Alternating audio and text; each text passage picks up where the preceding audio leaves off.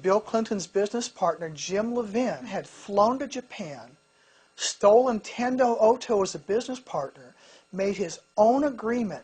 And what he had effectively done was convince Oto, instead of working with the president with me and my company, that he could work directly with the president with Levin. So that began to trigger a meltdown of the stock.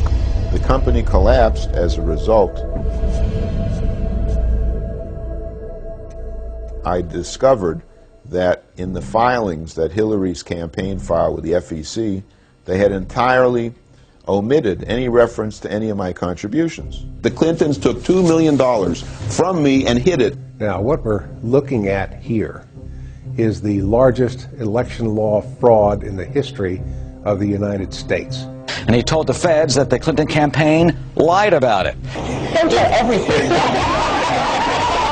And I delivered a demand letter to Hillary Clinton. We had filed the civil suit against the Clintons, which detailed all the money that I'd spent with copies of checks and invoices. And then I discovered that I was being investigated in connection with the misuse of my brokerage accounts. I was suddenly detained by Interpol in Brazil for extradition. They moved me to a remote part of this jail, which was called the Corridor of Death, in which 16 inmates had been immolated. They would be chanting, "Burn the gringo." My family wasn't able to hear from me at all. They didn't know what was happening. And I never knew from one day to the next if he was alive or dead. The Clintons were able to have the original civil suit thrown out on the basis of that I was a fugitive at the time. Hillary's skill has been in seeing to it that obvious crimes didn't reach the level of being placed in front of a jury. Because if they ever had, she might have been baking cookies in the same place that Martha Stewart did.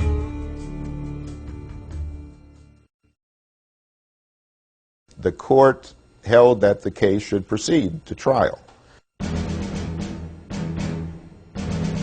But clearly this could have implications for Mrs. Clinton's political future. Sure, this could have serious implications not just for her 2006 re-election campaign, but for 2008, where she's the front runner for the presidential nod. The chief of public integrity finally indicted David Rosen.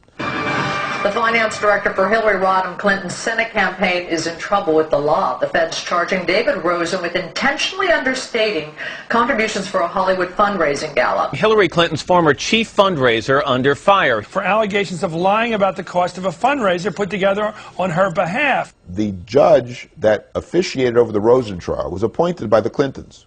The judge stated that Hillary had absolutely nothing whatsoever to do with that case. The judge went out of his way, took every possible effort to make certain that everyone on that jury knew that Hillary Clinton had nothing whatever to do with what Mr. Rosen did.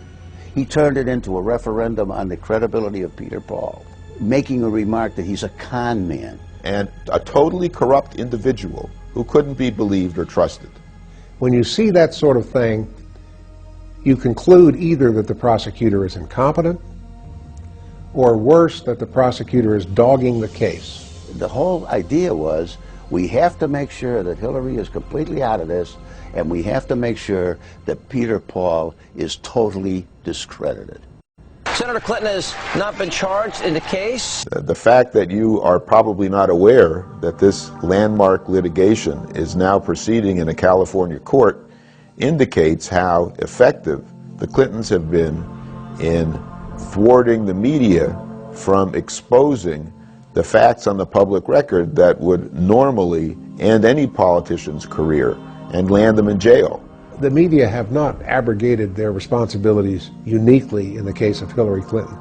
They always have a tendency to fear power and to suck up to power. Hillary Clinton is not in the loop in any direct way. It would be very difficult to stretch fingerprints to the senator herself. I'd be amazed if there's any evidence directly. The senator played absolutely no role in what happened with the campaign's finances. So I think it's pretty clear that this is far removed from Hillary Clinton. Now, if there's evidence, that's another matter. You're making an accusation. Can you prove it? How can you prove it? What proof do you have? Hillary Clinton called me in my office in July of 2000, and I started my video camera to capture a conversation that we had with myself and other people in the office. Whatever it is you're doing, is it okay that I thank you? I think it's tremendous. No, you know what? We're having a good time trying to help out. Well, I'm very appreciative. It sounds fabulous. I got a full report from Kelly today when she got back and told me everything that you're doing, and it just sounds like it's going to be a great event. But I just wanted to call and personally thank all of you. I'm glad you were all together so that I could tell you how much this means to me, and it's going to mean a lot to the president, too. Hillary Clinton called me in my office in July of 2000, and I started my video camera to capture a conversation that we had with myself and other people in the office.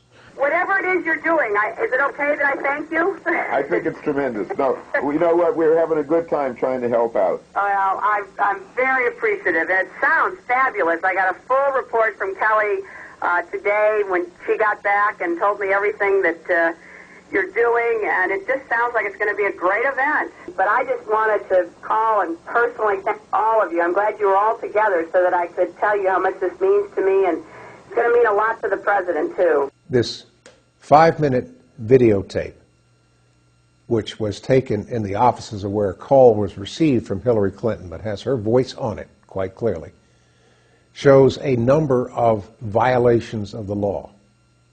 First of all, it shows that she had personal involvement and personal knowledge of the details of this gala, whereas she has had her representatives in the criminal court, in the civil case, and before the FEC represent that she had no knowledge of this.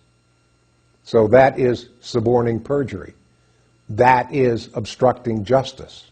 You hear her describing how she solicited a contribution by Cher, who was to be one of the main performers at this gala. Now, what she did there would be legal only if the services of Cher to come and sing at a concert are worth less than $2,000. Therefore, she was soliciting an illegal contribution, so that too is a violation of the law. What this tape shows is that contrary to the idea that some high-minded citizens got together and put together this gala for the benefit of the Clinton campaign, that she was directly, specifically involved in the planning of this.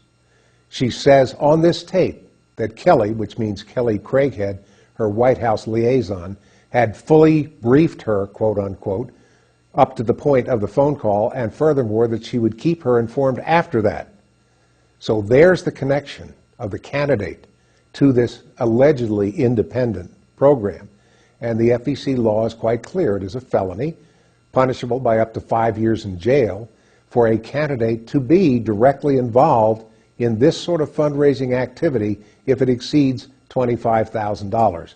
And the FEC found that it exceeded $1.2 million. It's crime on